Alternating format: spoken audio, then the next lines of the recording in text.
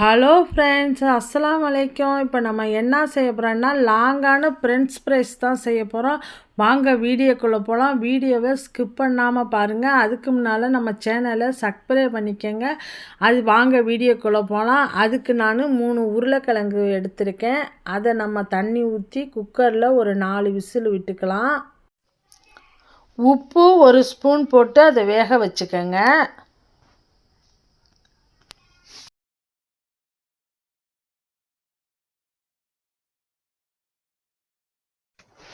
வெந்துருச்சு. இப்போ தோலெல்லாம் நல்லா உரிச்சுக்கிட்டாச்சு. இந்த மாதிரி உருளைக்கிழங்கு மசிகிறத வச்சு இந்த 3 உருளைக்கிழங்கையும் நம்ம மசித்து எடுத்துக்குவோம். ஒரு கட்டி கூட இருக்கக்கூடாது. அந்த மாதிரி நம்ம மசிச்சுக்கலாம் எல்லாத்தையும்.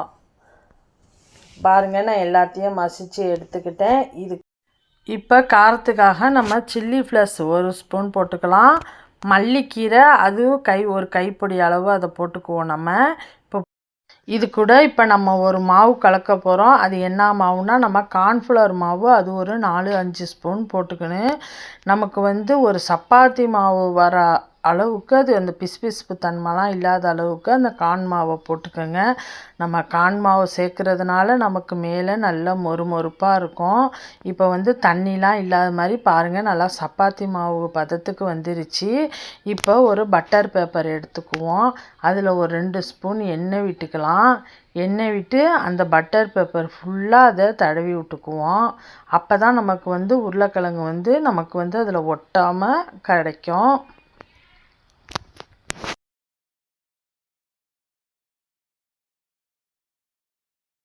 இப்போ உருளைக்கிழங்கை வச்சு நம்ம எல்லா பக்கமும் நல்லா தடவி விட்டு வளர்த்துக்குவோம். இது எல்லா பக்கமும் இப்படி தடவி விட்டுக்கோங்க. நல்லா அகலப்படுத்திக்குவோம்.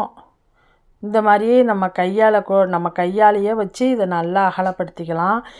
இது உருளைக்கிழங்கெல்லாம் நல்லா வெந்து மாவு மாதிரி இருக்கிறதுனால நம்ம எந்த சைஸுக்கு நம்ம டிசைனுக்கு அது பண்ணுறோமோ அது அந்த அளவுக்கு அதுக்கு நமக்கு சப்போர்ட்டாக கொடுக்கும். இப்படி எல்லாத்தையும் நம்ம கரெக்டாக எடுத்துக்குவோம்.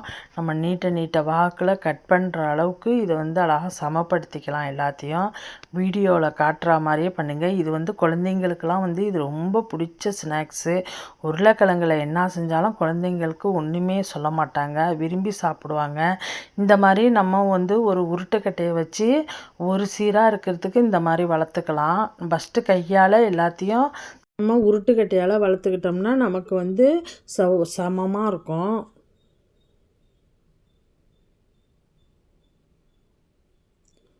ஒரு பக்கம் அதிகமாகவும் ஒரு பக்கம் நிறையாவும் இருக்காமல் நமக்கு சமமாக இருக்கும்.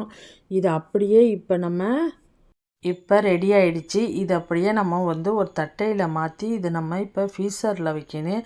இது ஃப்ரீசரில் தான் வைக்கணும். இந்த உரையிற இடத்துல வச்சா தான் நம்ம கத்தி வச்சு வெட்டும்போது நமக்கு உடையாமல் கரெக்டாக வரும். இது நீங்கள் உடனேயே செய்யலாமாண்டா, உடனேயெல்லாம் இதை வெட்டுனா நம்மளால் வெட்ட முடியாது. இது ஃப்ரீசரில் வச்சு நம்ம வெட்டினா தான் நமக்கு அது கரெக்டாக நீட்டாக நமக்கு வரும். இப்போ 4 ஹவர்ஸ் இருந்துட்டு நான் எடுத்துகிட்டு வந்துட்டேன். பாருங்கள், நல்லா செட் ஆகிடுச்சு. இப்போ இதை எடுத்து நம்ம இதை பீஸ் போட்டுக்குவோம். நீங்கள் கேட்கலாம், ஏன் இது ஃப்ரீசரில் தான் வைக்கணுமா, இது உடனேயெல்லாம் வெட்ட முடியாதாண்டு. உடனேயெல்லாம் வெட்டுனா நமக்கு கத்தியில் ஒட்டும், நமக்கு அது உடஞ்சி போகும். இந்த மாதிரி ஃப்ரீசரில் வச்சு செஞ்சால் நமக்கு கரெக்டாக நம்ம எந்த வகையில் நம்ம கட் பண்ணுறோமோ அந்த வகையில் அது கரெக்டாக வந்துடும். இப்போ நம்ம எல்லாத்தையும் ஃபஸ்ட்டு நம்ம கட் பண்ணிக்குவோம். அப்புறம் எடுத்து எண்ணெயில் போட்டு பொரிக்க வேண்டியதுதான். நான் எண்ணெயை இப்போயே காய வச்சிட்டேன்.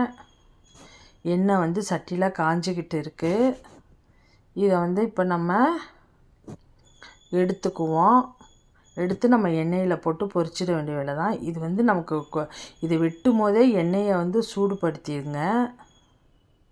நம்ம எந்தெந்த நீட்டத்தில் போகணுமோ நம்ம அந்தந்த நீட்டத்தில் கூட இதை போட்டுக்கலாம். நான் இப்போ எல்லாத்தையும் ஒன்று ஒன்றா எடுத்து போட்டு பொரித்து எடுத்துக்கிறேன். இது வெளியிலலாம் நீங்கள் ஹோட்டல்லலாம் காசு கொடுத்து வாங்குறதா இருந்தால் 4 சிப்ஸை வச்சு 70 ரூபா 80 ரூபா சொல்லுவாங்க. இந்த மாதிரி நம்ம வீட்டிலேயே 3 உருளைக்கிழங்குலேயே நம்ம செத்த நேரத்துக்குள்ளே செஞ்சிடலாம் குழந்தைங்களுக்கு.